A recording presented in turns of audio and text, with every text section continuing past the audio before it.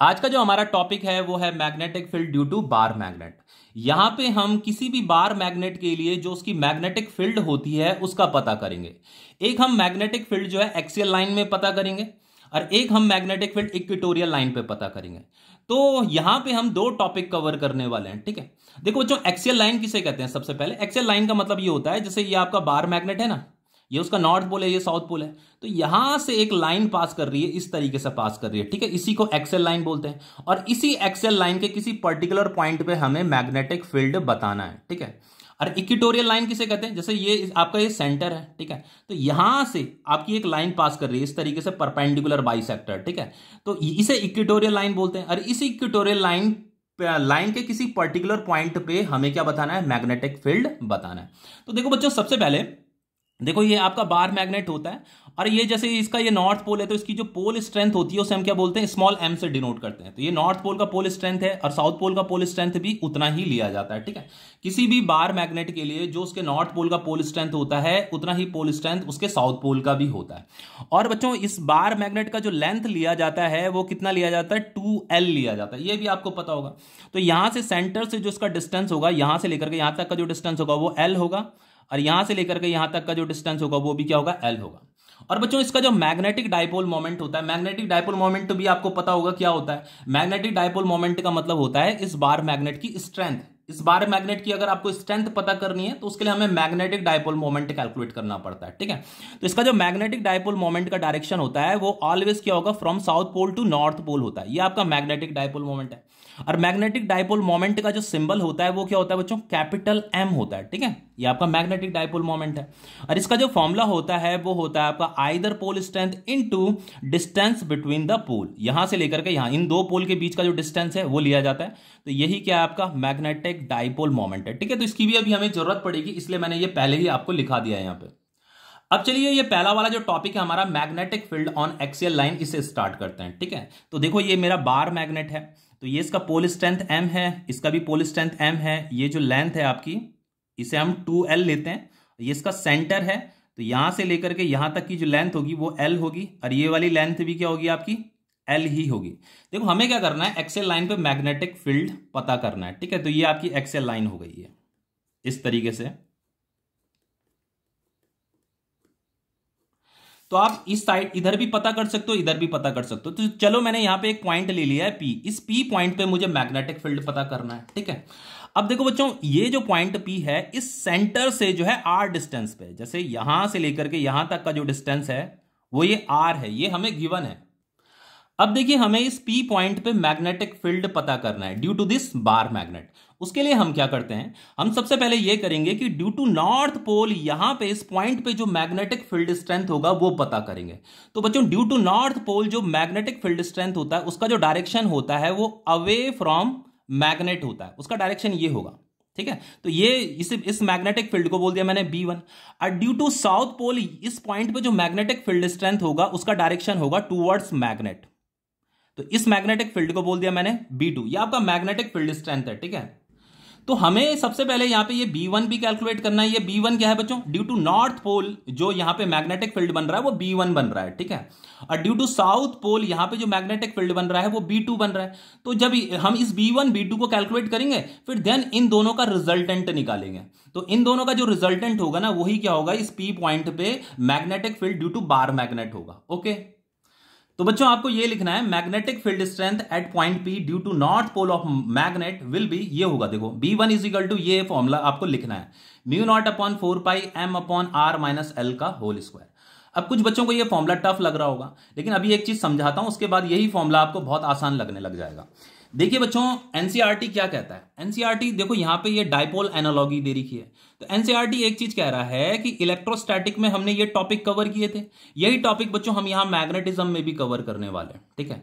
तो एनसीईआरटी हमें यहां पे ये समझाना चाह रहा है, इस एनालॉगी का मतलब ये है, यहां पे हमें ये समझाना चाह रहा है कि इलेक्ट्रोस्टैटिक के लिए, इलेक्ट्रोस्टैटिक में इन टॉपिक के लिए हमने जिस तरीके से ये एक्सप्रेशन डिराइव किए थे ना, बस उसी एनालॉगी का इस्तेमाल करते हुए हमें मैग्नेटिज्म के लिए भी इन टॉपिक के लिए इन एक्सप्रेशन को डिराइव करना है, ठीक है। वो ये कह रहा है, इसीलिए यहां पे ये एनालॉगी लिखा हुआ है। अब देखो बताता हूं ये फॉर्मूला कैसे करके बना। देखो बच्चों, इलेक्ट्रोस्टैटिक में क्या होता था जैसे आपका ये पॉजिटिव चार्ज होता था, ठीक है, आपका पॉजिटिव चार्ज है, और यहां से r डिस्टेंस पे मान लो मुझे यहां पे इलेक्ट्रिक फील्ड बताना है, तो पॉजिटिव चार्ज की वजह से इलेक्ट्रिक फील्ड क्या होता था, अवे फ्रॉम पॉजिटिव चार्ज होता था ना, यही आपका इलेक्ट्रिक फील्ड होता था। तो इलेक्ट्रिक फील्ड का जो फॉर्मूला होता था वो होता था 1/4πε0 Q/Q, ये वाला चार्ज यहां से लेकर के यहां तक का जो डिस्टेंस का स्क्वायर, r स्क्वायर। बस इसी एनालॉगी का मैंने यहां इस्तेमाल कर रखा है। मुझे ये ड्यू टू नॉर्थ पोल यहां पे मैग्नेटिक फील्ड बताना था B1, तो उसके लिए मैंने क्या किया है, देखो B1 इज इक्वल टू क्या हुआ है, यहां पे जैसे 1/4πε0 ये आपका कांस्टेंट होता था, तो यहां पे जो हम कांस्टेंट यूज करेंगे वो है μ0/4π, ठीक है। फिर यहां पे ये चार्ज आया था, तो यहां पे क्या आएगा, ये जो नॉर्थ पोल का जो पोल स्ट्रेंथ है ना उसे लिखा जाएगा, ठीक है। फिर यहां से लेकर के यहां तक का जो डिस्टेंस था उसका स्क्वायर किया था, तो यहां पे हम क्या करेंगे, यहां नॉर्थ पोल से और इस P पॉइंट तक, यहां से लेकर के यहां तक का जो डिस्टेंस होगा ना उसका हम स्क्वायर करेंगे। तो ये वाली जो डिस्टेंस होगी बच्चों, ये वाली डिस्टेंस कितनी होगी, ये वाली डिस्टेंस होगी आपकी r माइनस एल, तो r माइनस एल का स्क्वायर करेंगे, जैसे यहां पे r का स्क्वायर कर रखा था ना, ये वाली डिस्टेंस का स्क्वायर, तो उसी तरीके से यहां से लेकर के यहां तक की जो डिस्टेंस है which is r minus L, उसका हम होल स्क्वायर करेंगे, ठीक है। अब देखिए बच्चों, जैसे ये पॉजिटिव चार्ज का जो इलेक्ट्रिक फील्ड होता था वो क्या होता था, अवे फ्रॉम पॉजिटिव चार्ज होता था ना, उसी तरीके से बच्चों ये जो नॉर्थ पोल होता है इसका जो मैग्नेटिक फील्ड आपको लेना है वो अवे फ्रॉम नॉर्थ पोल लेना है, या अवे फ्रॉम मैग्नेट भी बोल सकते हो आप। तो आप कह सकते हो कि ये जो पॉजिटिव चार्ज होता है ना, ये इस पॉजिटिव चार्ज के इक्विवेलेंट क्या होता है आपका, ये नॉर्थ पोल होता है, ठीक है। इसका डायरेक्शन भी लिख देते हैं, इसका जो डायरेक्शन होगा बच्चों अलोंग NP, इसका डायरेक्शन इस तरफ है ना, तो अलोंग NP डायरेक्शन जरूर लिख दीजिएगा, ठीक है। अब देखो, अब मुझे ये वाली B2 मैग्नेटिक फील्ड भी निकालनी है, तो ये जो B2 मैग्नेटिक फील्ड है वो ड्यू टू दिस पोल है, ड्यू टू साउथ पोल है। अब देखिए ये जो B2 होगा ये कितना होगा, magnetic field strength at point P due to south pole of magnet will be, वो होगा आपका B2 इज इक्वल टू, इसका फॉर्मूला क्या होगा आपका μ0/4π, जैसे यहां पे लिखा था इसी को लिखना है, ये पोल स्ट्रेंथ, साउथ पोल की पोल स्ट्रेंथ है, डिवाइडेड बाय, अब यहां से लेकर के यहां तक का जो डिस्टेंस होगा ना उसका हम स्क्वायर करेंगे। तो यहां से लेकर के यहां तक का डिस्टेंस कितना होगा बच्चों, ये आपका r है और ये आपका l है, तो r प्लस एल का होल स्क्वायर, ठीक है। तो यहां पे आ जाएगा आपका r प्लस एल का होल स्क्वायर। तो यहां पे हम डायरेक्शन भी लिखेंगे, तो डायरेक्शन क्या है, देखो इसकी जो डायरेक्शन है इस तरफ है, तो हम इसकी डायरेक्शन को बोलेंगे p, और ये है आपका s, तो अलोंग PS। अब देखिए ये दोनों तो मुझे मिल गई हैं, अब मुझे रिजल्टेंट मैग्नेटिक फील्ड बताना है due to this bar magnet, तो उसके लिए हम क्या करेंगे बच्चों, इन दोनों को सब्ट्रैक्ट कर देंगे, क्योंकि दोनों की डायरेक्शन क्या है, अपोजिट है, ठीक है। तो क्योंकि यहां पे दोनों मैग्नेटिक फील्ड की डायरेक्शन अपोजिट है, तो रिजल्टेंट निकालने के लिए हम क्या करेंगे, इन दोनों को सब्ट्रैक्ट कर देंगे।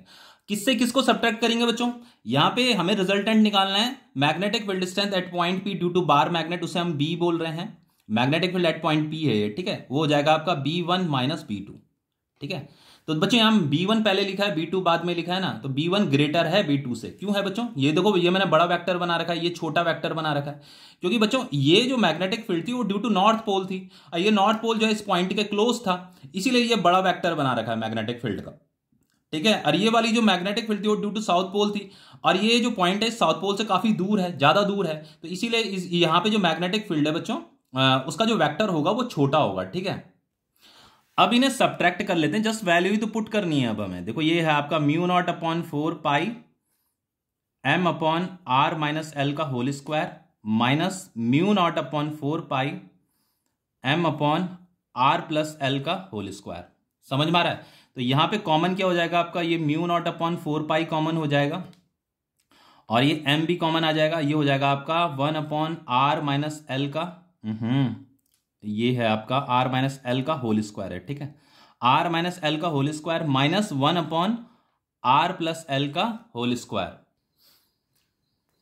ठीक है। तो देखो इस फॉर्मूले को मैंने यहां पे लिख दिया, ठीक है। इससे आगे से सॉल्व करते हैं। देखो यहां पे क्या होगा, ये होगा आपका μ0/4π m, यहां पे एलसीएम ले लेते हैं, तो ये एलसीएम हो जाएगा आपका r माइनस एल का whole square r plus L का होल स्क्वायर, तो यहां पे आ जाएगा आपका r प्लस एल का whole square minus r minus L का होल स्क्वायर। इतनी मैथ्स तो आती ही होगी ना आप लोगों को, ठीक है। अब देखो ये b इज इक्वल टू हो जाएगा आपका μ0/4π ये m, अब बच्चों इसे खोल लेते हैं, तो ये हो जाएगा आपका r square plus L square plus 2rl, ठीक है। अब देखो जैसे बच्चों ये माइनस को जैसे मैं छुपा देता हूं यहाँ पे, तो इसका ये फॉर्मूला होता है, इसे जब मैं खोलूंगा तो ये क्या होगा, r square plus L square minus 2rl, और ये माइनस भी है तो माइनस भी लगेगा साथ में, तो ये हो जाएगा आपका minus r square minus L square और प्लस 2RL। समझ में आ रहा होगा ना। अब देखो बच्चों ये जो होता है ना, देखो ये तो कट जाएगा आपका, ये तो आपका कैंसिल हो जाएगा, ठीक है। और ये जो है इसे देखो हम कैसे लिख सकते हैं, इसे मैं ऐसे लिख सकता हूं R square minus L square का होल स्क्वायर। अब देखो ऐसे कैसे लिखा मैंने, देखो बता देता हूं मैं आपको, यहीं पर रफ में बता देता हूं, यहां पे बताता हूं। देखो जैसे ये था ना आपका आर माइनस एल का होल स्क्वायर, ये और आर प्लस एल का होल स्क्वायर, इसे मैंने डायरेक्ट ऐसे लिख दिया। तो देखो कैसे करके लिखा, देखो इस आर माइनस एल को मैं लिख सकता हूं, आर माइनस एल का होल स्क्वायर को मैं लिख सकता हूं R minus L, R minus L, इसे मैं लिख सकता हूं R plus L, R plus L. समझ में आ रहा है। तो R minus L, R plus L क्या हो जाएगा आपका R square minus L square. जैसे A square minus B square का फॉर्मूला क्या होता था, A minus B A plus B, बस वही। ये R minus L R plus L है ना, तो इसे मैं ऐसे लिख सकता हूं। ये भी R minus L R plus L है, तो इसे भी मैं ऐसे लिख सकता हूं। समझ में आ रहा है। तो फाइनली मैं इसे कैसे लिख सकता हूं, R square minus L square का होल स्क्वायर लिख सकता हूं। बस वही तो मैंने यहां पे लिखा हुआ है। समझ में आ रहा है। अब देखिए ये हो जाएगा आपका mu naught upon 4πm 2RL plus 2RL क्या हो जाएगा आपका 4RL divided by R square minus L square का होल स्क्वायर। अब देखो इसे कुछ इस तरीके से लिखेंगे हम, देखो कैसे लिखेंगे, ये m है, देखो इस 4 को मैं लिख सकता हूं 2 इंटू R इंटू L भी है ये साथ में, ठीक है। ये हो गया आपका R square minus L square का होल स्क्वायर। देखो यहां पे मैंने आपको मैग्नेटिक डायपोल मोमेंट का फॉर्मूला बताया था, वो क्या होता है आपका pole strength into distance between the pole m into 2L। तो m इंटू 2L क्या है आपका कैपिटल M है, ठीक है। तो देखो ये m है, ये इंटू 2 और ये L, m into 2 into L, तो ये क्या हो जाएगा आपका कैपिटल M हो जाएगा, जिसे हम मैग्नेटिक डायपोल मोमेंट बोलते हैं ना, ठीक है। तो इसकी जगह में आ जाएगा आपका कैपिटल M, ये 2R भी है आपका, तो 2 यहां लिख दीजिए, R यहां लिख दीजिए, ये हो जाएगा आपका divided by R square minus L square का होल स्क्वायर। बच्चों ये आपका फॉर्मूला डिराइव हो गया है, लेकिन बच्चों जनरली क्वेश्चंस जो बनते हैं ना इस फॉर्मूले से नहीं बनते। देखो क्वेश्चंस किससे बनेंगे, उसके लिए हमें एक स्पेशल केस पढ़ना पड़ेगा। स्पेशल केस क्या है आपका, कि स्पेशल केस ये कह रहा है कि when the bar magnet is small. देखो जनरली जो बार मैग्नेट है ना, जो क्वेश्चंस बनते हैं इसी से ही बनते हैं, इसी स्पेशल केस से बनते हैं, more than 90% question when the bar magnet is small. अब बार मैग्नेट स्मॉल का मतलब ये है कि जो L जो है बच्चों, L जो है बहुत बहुत छोटा है R से। जैसे ये आपका बार मैग्नेट था, तो इसका जो लेंथ था वो तो 2L था ना, तो यहां ये सेंटर था, तो यहां से लेकर के यहां तक की लेंथ को हम L बोलते थे, और इसे भी हम L बोलते थे, याद आ रहा है कुछ। और इस P पॉइंट पे, यहां से इस P पॉइंट पे मुझे मैग्नेटिक फील्ड निकालना है, तो ये वाली जो लेंथ होती थी यहां सेंटर से, यहां से लेकर के यहां तक की जो डिस्टेंस है वो R है। तो बच्चों अगर ये मैग्नेट बहुत बहुत छोटा है, मतलब अगर ये शॉर्ट मतलब स्मॉल मैग्नेट है, तो देन उस केस में क्या होता है कि ये जो L होता है ना, L इस R के सामने बहुत छोटा होता है। इसी को क्या बोलेंगे हम, bar magnet is very small बोलेंगे। अगर L is very very small then R, ये वाला जो L है इस R से बहुत छोटा है। तो अगर ये बहुत छोटा है तो बच्चों L स्क्वायर भी क्या होगा, आर स्क्वायर के सामने बहुत छोटा होगा। यहां पे देखो आर स्क्वायर एल स्क्वायर है ना, तो अगर बच्चों, तो देन ये जो R square minus L square है, R square minus L square को हम आर स्क्वायर लिख सकते हैं। ये जो एल स्क्वायर होगा ना, इसे हम नेग्लेक्ट कर देंगे, क्योंकि ये जो बच्चों एल स्क्वायर है ना, एल स्क्वायर आर स्क्वायर से बहुत छोटा है, तो R square minus L square को हम आर स्क्वायर भी लिख सकते हैं। तो हमें यहाँ पे इस एल स्क्वायर को नेग्लेक्ट कर देना है, ठीक है। तो बस मैं यहाँ पे क्या करूंगा, देखो मुझे ये एक्सप्रेशन अब मिल गया है, और इसी का हम जनरली यूज भी करते हैं क्वेश्चन को सॉल्व करने में, इस फॉर्मूले को 2mr divided by R square minus L square की जगह में आपको जस्ट ये आर स्क्वायर लिखना है, और ये पावर क्या आ गया 2 आ गया, तो ये r की पावर 4 हो गया है। चलो यहां पे लिख देता हूं, ये है आपका म्यू नॉट अपॉन 4π 2mr, ये हो गया आपका r की पावर 4। तो देखो ये r से एक r कट जाएगा, तो यहां r की पावर 3 बचेगा ना, तो ये आपका एक्सप्रेशन है, यही आपका magnetic field on axial line है, ठीक है। 2m अपॉन r की पावर 3, ये आपका फॉर्मूला है। अगर हम बच्चों इसकी डायरेक्शन की बात करें, तो जो इसकी डायरेक्शन होगी ना, the direction of magnetic field due to bar magnet is along NP होगी। देखो यहां पे ये था ना, देखो मैग्नेटिक, ये B1 इधर था, B2 इधर था, तो देखो ये मैग्नेटिक फील्ड क्या थी, बड़ी थी, ये छोटी थी, तो रिजल्टेंट की जो डायरेक्शन होगी ना वो भी इसी तरफ होगी, क्योंकि ये बड़ा वेक्टर है, तो रिजल्टेंट भी इसी डायरेक्शन में होगा अलोंग NP। ये B1 किधर था, अलोंग NP था, तो ये रिजल्टेंट मैग्नेटिक फील्ड भी अलोंग NP ही होगा, ठीक है। तो यहां अलोंग NP मैंने लिखा हुआ है। अब देखो बच्चों, अगर मैं इसे वेक्टर फॉर्म में लिखना चाहूं तो वेक्टर फॉर्म में कैसे लिखूंगा, वेक्टर आपको वैसे ऐसे ही तो लिखना है, यहां इसके ऊपर वेक्टर लगा दीजिए और इसके ऊपर भी वेक्टर लगा दीजिए, r की पावर 3। अब देखो बच्चों, अगर हम इनकी डायरेक्शन की बात करें ना, तो यहां पे लिख देना ऑन एक्सियल लाइन, ये भी आपका 1 मार्क्स में क्वेश्चन बन जाता है। On axial line magnetic field and magnetic dipole moment are in, sorry, on axial line ये भी लिख देना आप, ठीक है। On axial line magnetic field and magnetic dipole moment are in same direction. देखो ये दोनों के दोनों सेम डायरेक्शन में होते हैं। जो मैग्नेटिक फील्ड है वो भी अलोंग एनपी है ना, और किसी भी, देखो यहाँ पे बार मैग्नेट का जो मैग्नेटिक डायपोल मोमेंट है उसका डायरेक्शन क्या होगा, from south pole to north pole. ये आपका मैग्नेटिक डायपोल मोमेंट का डायरेक्शन होता है ना, from south pole to north pole. और रिजल्टेंट मैग्नेटिक फील्ड का डायरेक्शन भी क्या है, इसी तरफ है, मैग्नेटिक डायपोल मोमेंट भी इसी डायरेक्शन में। तो एक्सियल लाइन पे जो आपका मैग्नेटिक रिजल्टेंट मैग्नेटिक फील्ड जो होगा और मैग्नेटिक डायपोल मोमेंट जो होगा दोनों सेम डायरेक्शन में होते हैं, ठीक है। अगर आप यहां पे भी पॉइंट कंसीडर करते हो ना, तो यहां पे भी मैग्नेटिक फील्ड और मैग्नेटिक डायपोल मोमेंट का सेम ही डायरेक्शन आएगा। देखो कैसे आएगा, अगर देखो बच्चों मैं ड्यू टू साउथ पोल अगर मैग्नेटिक फील्ड निकालता हूं तो उसकी डायरेक्शन क्या होगी, ड्यू टू साउथ पोल जो मैग्नेटिक फील्ड होता है बच्चों वो होता है टूवर्ड्स मैग्नेट, ठीक है। इस पॉइंट पे बता रहा हूं मैं आपको, ठीक है। जैसे यहां पे देखो ड्यू टू साउथ पोल ये था ना मैग्नेटिक फील्ड का डायरेक्शन टूवर्ड्स मैग्नेट, तो वो टूवर्ड्स मैग्नेट लेना है ड्यू टू साउथ पोल। और ड्यू टू नॉर्थ पोल जो मैग्नेटिक फील्ड होगा वो क्या होगा, अवे फ्रॉम मैग्नेट। तो यहाँ पे नॉर्थ पोल जो है इस पॉइंट से दूर है, इसीलिए ये वाली magnetic field lines, magnetic field का जो वेक्टर उसे मैं छोटा बना रहा हूँ, और ये साउथ पोल इस पॉइंट के पास है, इसीलिए बच्चों इस वाले को मैंने बड़ा बना रखा है, ठीक है। तो यहाँ पे जो रिजल्टेंट होगा वो किधर होगा, इसी डायरेक्शन में तो होगा रिजल्टेंट जो मैग्नेटिक फील्ड होगा, क्योंकि ये वेक्टर बड़ा है आपका, ठीक है। तो रिजल्टेंट देखो इस वाले पॉइंट पे भी जो रिजल्टेंट मैग्नेटिक फील्ड आ रहा है वो मैग्नेटिक डायपोल मोमेंट की ही डायरेक्शन में आ रहा है, ठीक है। तो इस फॉर्मूले को आप लिख लीजिए अपनी कॉपी में कहीं पे साइड में, ठीक है। अब नेक्स्ट टॉपिक है हमारा magnetic field on equatorial line. देखिए ये हमारा topic magnetic field on equatorial line. देखिए ये हमारा बार मैग्नेट है, ये नॉर्थ पोल की पोल स्ट्रेंथ है, ये पोल स्ट्रेंथ है, यहां से लेकर के यहां तक का लेंथ एल है और यहां से लेकर के यहां तक का लेंथ एल है। देखिए हमें इक्वेटोरियल लाइन पे मैग्नेटिक फील्ड बताना है, तो ये आपका इक्वेटोरियल लाइन होता है, ठीक है।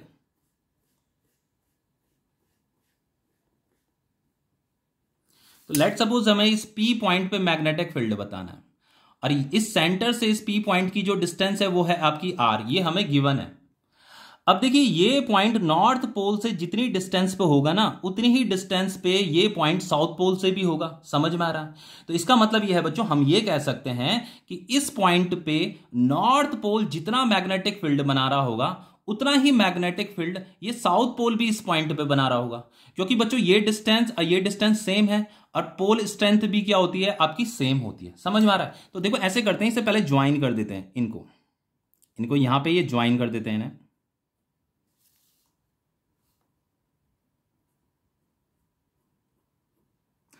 अब देखो बच्चों ये जो नॉर्थ पोल है, नॉर्थ पोल यहां पे जो मैग्नेटिक फील्ड बनाएगा उसकी डायरेक्शन क्या होगी। देखो नॉर्थ पोल की वजह से जो मैग्नेटिक फील्ड होता है वो अवे फ्रॉम नॉर्थ पोल होता है, या अवे फ्रॉम मैग्नेट भी आप बोल सकते हो, उसकी डायरेक्शन ये होगी, ठीक है। तो इसे मैंने B1 बोल दिया, समझ में आ रहा है। और साउथ पोल की वजह से इस पॉइंट पे जो मैग्नेटिक फील्ड होगी वो टूवर्ड्स साउथ पोल होगी, ठीक है, या टूवर्ड्स मैग्नेट भी बोल सकते हो आप, उसकी डायरेक्शन ये होगी। और बच्चों ये इसे हमने बोल दिया B2। अब ये जो B1 और ये जो B2 होगा ना, दोनों का मैग्नीट्यूड क्या होगा, सेम होगा, क्योंकि इसकी मैग्नेट की पोल स्ट्रेंथ भी सेम होती है और ये डिस्टेंस भी क्या है आपकी सेम है।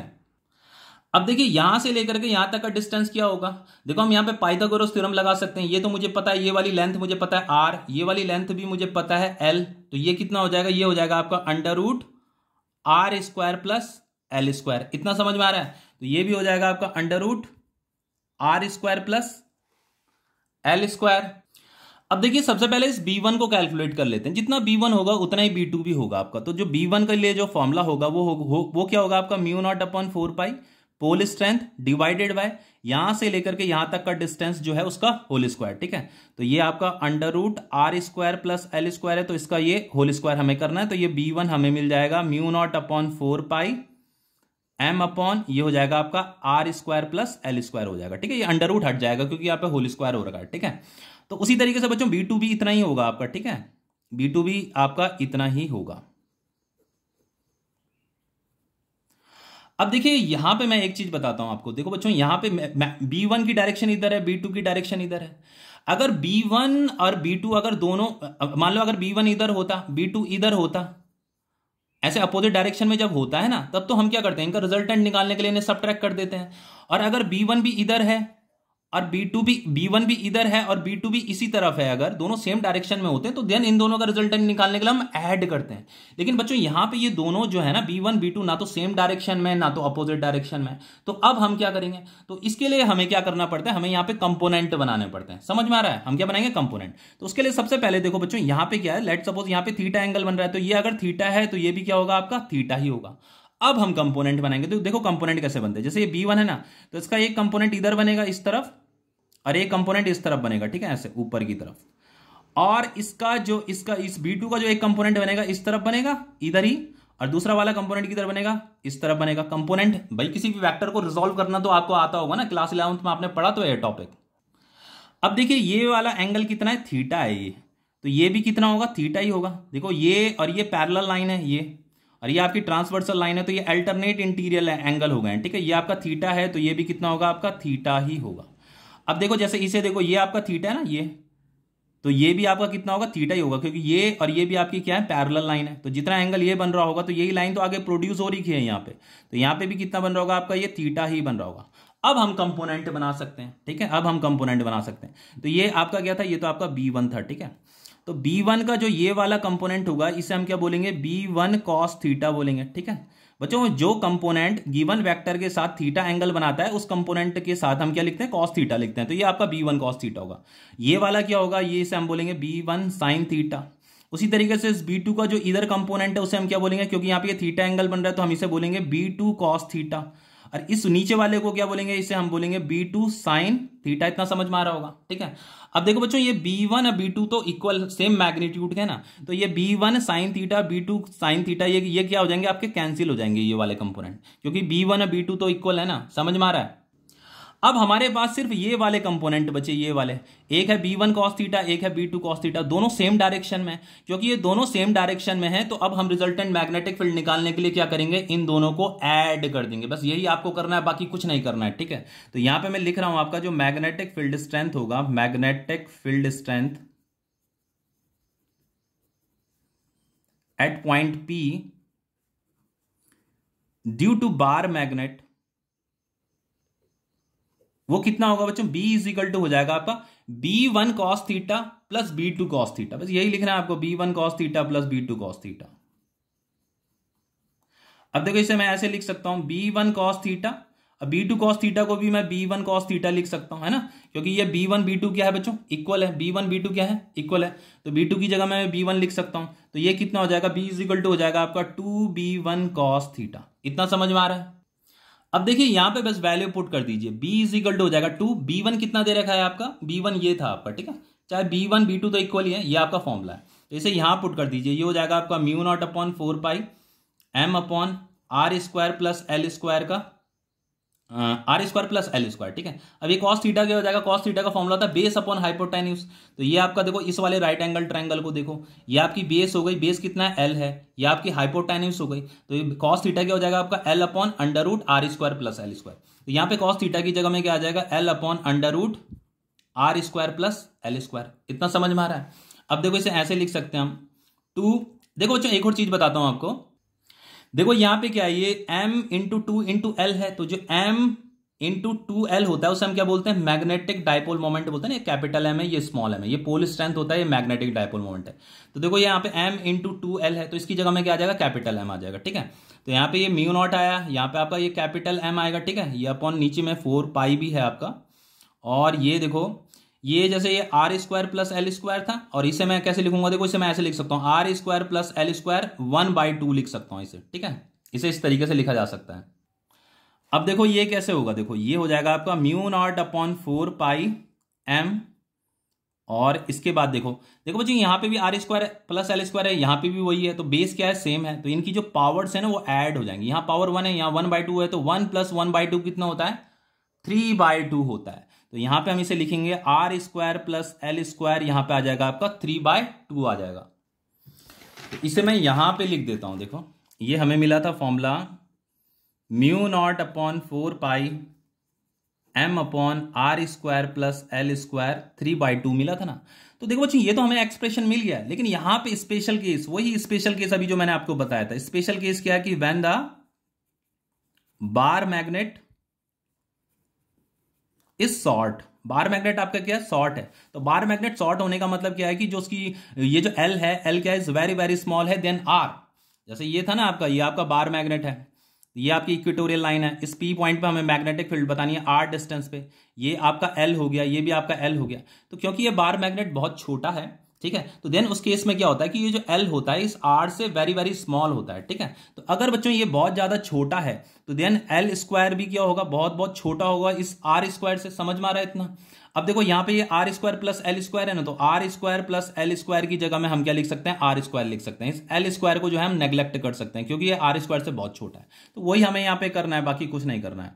ये हो गया आपका mu naught upon 4 pi M upon, इसकी जगह में क्या आ जाएगा आपका आर स्क्वायर आ जाएगा, ये आपका 3/2 भी आएगा, तो 2 से 2 कट गया, तो ये हमें फॉर्मूला मिल जाएगा mu naught upon 4 pi M upon R की पावर 3।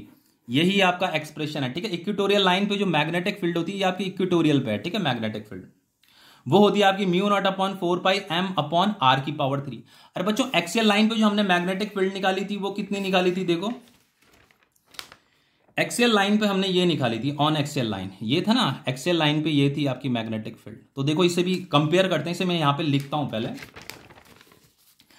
ये तो इक्वेटोरियल लाइन पे हमने मैग्नेटिक फील्ड निकाला है, एक्सियल लाइन पे जो हमने मैग्नेटिक फील्ड निकाला था वो था आपका mu naught upon 4 pi 2m upon R की पावर 3 था। अब देखो इसे कंपेयर करो, देखो बच्चों यहां पे देखो म्यू नॉट अपॉन 4 पाई है, यहां पे भी है, यहां पे m अपॉन आर की पावर 3 है, यहां पे भी m अपॉन आर की पावर 3 है, बस यहां पे 2 आ रखा है। इसका मतलब यह है कि एक्सियल लाइन पे जो मैग्नेटिक फील्ड होता है वो इक्वेटोरियल से दुगना होता है, ठीक है। तो ये भी हमें एक रिलेशन मिल जाता है कि एक्सियल लाइन पे जो मैग्नेटिक फील्ड होगा वो बच्चों इक्वेटोरियल लाइन पे जो मैग्नेटिक फील्ड होगा उसका दुगना होता है, ठीक है। तो इस रिलेशन को भी याद रखना।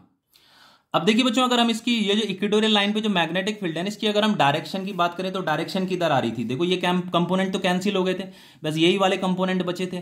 तो जो रिजल्टेंट मैग्नेटिक फील्ड आ रहा था वो इस डायरेक्शन में आ रहा था, और इसका जो मैग्नेटिक डायपोल मोमेंट होता है वो इस डायरेक्शन में होता है, फ्रॉम साउथ टू नॉर्थ। ये तो आपको पता है magnetic dipole moment from south to north होता है। तो देखो बच्चों यहाँ पे जो रिजल्टेंट मैग्नेटिक फील्ड आ रहा है वो मैग्नेटिक डायपोल मोमेंट के अपोजिट डायरेक्शन में आ रहा है, ठीक है। तो ये भी आपको नॉलेज में रखना है। देखो अगर मैं इसे वेक्टर फॉर्म में लिखता हूं इसको इक्वेटोरियल को, तो देखो वेक्टर फॉर्म में कैसे लिखूंगा, इसके ऊपर वेक्टर आ जाएगा mu naught upon 4 pi M upon R की पावर 3, बस यहां पे माइनस आएगा, ठीक है। क्यों आया माइनस? माइनस ये बता रहा है हमें, सिर्फ ये माइनस हमें ये बता रहा है कि मैग्नेटिक फील्ड और magnetic dipole moment opposite direction में, इसीलिए यहां पे ये माइनस आ रहा है। इस माइनस से कंफ्यूज होने वाली कोई बात नहीं है, फॉर्मूला तो आपका यही है, लेकिन जब भी आप इसे वेक्टर फॉर्म में लिखोगे तो इसी तरीके से लिखोगे, 1 मार्क्स में क्वेश्चन बन जाते हैं ऐसे भी, ठीक है। तो यहां पे भी लिख दो बच्चों की ऑन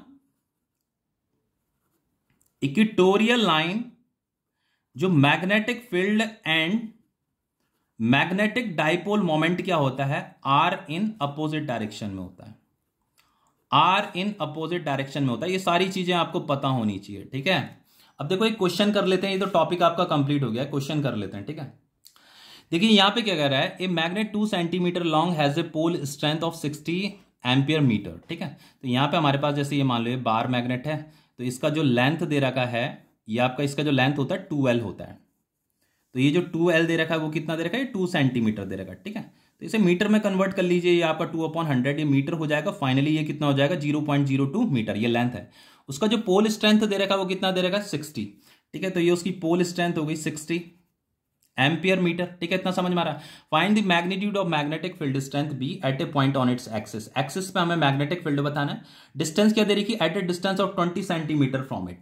तो वो ये कह रहा है कि ऐसे ये आपकी एक्सियल लाइन है, तो यहां सेंटर से R इज इक्वल टू कितना, 20 सेंटीमीटर पे हमें क्या बताना है, मैग्नेटिक फील्ड बताना है, ठीक है। तो R इज इक्वल टू कितना दे रखा आपका, ये 20 सेंटीमीटर दे रखा, तो इसे मीटर में कन्वर्ट करूंगा तो डिवाइडेड बाय 100 ये मीटर हो जाएगा। तो ये कितना हो गया आपका 0.2 मीटर, ये R भी हमें कैलकुलेट हो गया। तो हमें यहाँ पे बी एक्सएल निकालना है, ठीक है। और साथ में बच्चों क्या कह रहा है, what would be the value of magnetic field if the point were to lie at the same distance on equatorial line of magnet.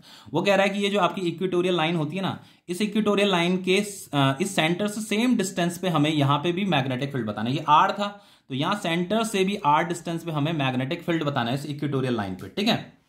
तो सबसे पहले ऐसे करते हैं बच्चों, इस एक्सियल को कैलकुलेट कर लेते हैं। तो इसके लिए जो फॉर्मूला था वो था आपका mu naught upon 4 pi 2m upon R की पावर 3। तो म्यू नॉट अपॉन 4 पाई का जो वैल्यू होता है वो होता है आपका 10 की पावर -7, ठीक है। तो यहां पे आ जाएगा आपका 10 की power -7 2 into magnetic dipole moment, यहां पे नहीं दे रखा है पर कैलकुलेट करना पड़ेगा, कोई नहीं कैलकुलेट कर लेते हैं। तो मैग्नेटिक डाइपोल मोमेंट का फॉर्मूला m इंटू 2l होता है। पोल स्ट्रेंथ कितनी दे रखी है, 60 दे रखी है, 60 इंटू 2l कितना दे रखा है, ये 0.02 दे रखा है, 0.02। तो इसको जब आप मल्टीप्लाई करो तो 62 जा कितना होता है 120, फिर ये 2 डेसिमल इधर है तो ये 1.2 आ जाएगा, ठीक है, इतना आ जाएगा। तो वैसे इसे 1.2 लिख दीजिए यहाँ पे, ये मैग्नेटिक डाइपोल मोमेंट कैलकुलेट हो गया। डिवाइडेड बाय r की पावर 3, तो r कितना दे रखा, 0.2 दे रखा, तो 0.2 इंटू 0.2 इंटू 0.2, समझ में आया। तो ये डेसिमल से डेसिमल कट जाएगा, ये डेसिमल हटेगा तो ऊपर 10 आ जाएगा, ये डेसिमल हटेगा तो ऊपर क्या आ जाएगा 10 आ जाएगा। तो ये 2 से 2 कटा आपका, ये 2 6 12 और ये कितना हो गया आपका 2 5 10, इतना समझ में आ रहा है। तो 5 6 30, 30 इंटू 10 कितना होता है 300 इंटू 10 की पावर -7। तो इसे फाइनली मैं क्या लिख सकता हूं, इसे मैं इस तरीके से लिख सकता हूं, ये आपका बी एक्सियल है, ठीक है, magnetic field on axial line. इसे मैं लिख सकता हूं आपका 3 इंटू 10 की पावर -5 टेस्ला। तो ये आपका बी एक्सियल निकल गया। अभी मैंने आपको, अब मुझे इक्वेटोरियल भी निकालना है। तो बच्चों मैंने एक रिलेशन बताया था आपको, B axial is equal to कितना होता है आपका, दुगना होता है बी इक्वेटोरियल के, दुगना होता है बी इक्वेटोरियल के, ठीक है, magnetic field on equatorial line. अब मुझे ये कैलकुलेट करना है तो मैं इसे लिख सकता हूं बी इक्वेटोरियल जो होगा बच्चों क्या होगा, वो बी एक्सियल डिवाइडेड बाय 2 होगा, समझ में आ रहा है, इस तरीके से हाफ होगा मतलब। तो बी एक्सियल कितना दे रखा है, ये दे रखा आपका 3 इंटू 10 की पावर -5 डिवाइडेड बाय 2, तो ये कितना हो गया आपका 1.5। तो ये आ गया आपका 1.5 इंटू 10 की पावर -5 टेस्ला। ये क्या आपका बी इक्वेटोरियल है, मतलब magnetic field on equatorial line है। तो ये भी आपका कैलकुलेट हो गया। बाकी डायरेक्शन आपको पता है बच्चों, इक्वेटोरियल पे जो मैग्नेटिक फील्ड होता है वो मैग्नेटिक डाइपोल मोमेंट के अपोजिट डायरेक्शन में होता है, और एक्सियल में जो मैग्नेटिक फील्ड होता है वो डाइपोल मोमेंट की ही डायरेक्शन में होता है, ठीक है। तो ये कंप्लीट हो गया है आपका।